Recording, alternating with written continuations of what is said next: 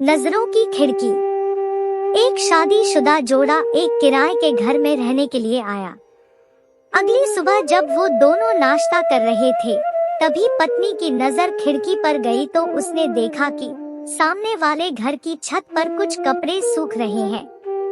पत्नी ने कहा, लगता है कि हमारे पड़ोसियों को ठीक से कपड़े धोने नहीं आते।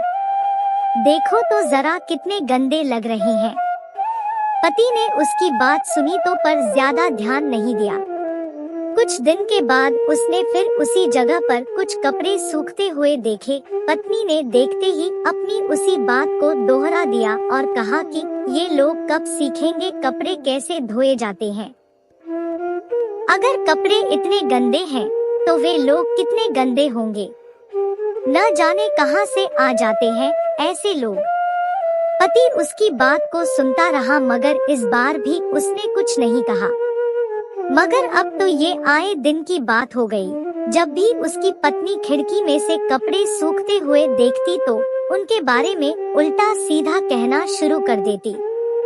एक महीने बाद वो दोनों पति पत्नी ऐसे ही बैठकर नाश्ता कर रहे थे।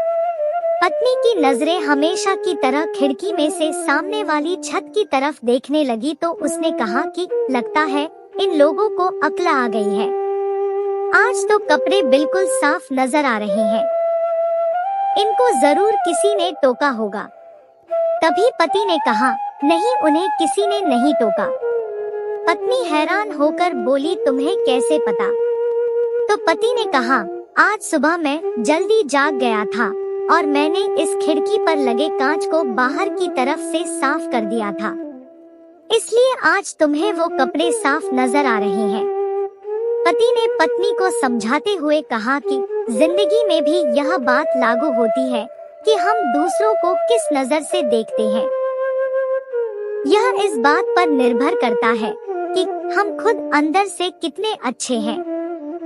किसी के भी बारे में बुरा कहने से पहले हमें अपने अंदर झांकर देख लेना चाहिए और अपने आप से यह पूछना चाहिए कि हम सामने वाले में कुछ अच्छा देखने के लिए तैयार हैं या अभी भी दूसरों को देखने के लिए हमारी नजरों की खिड़की गंदी है। पति की यह बात सुनकर पत्नी बहुत शर्मिंदा हुई, अपने मन में बहुत दुखी हुई और सोचने लगी कि मैंने बेवजह ही अपने पड़ोसियों को कितना उल्टा सीधा कह दिया।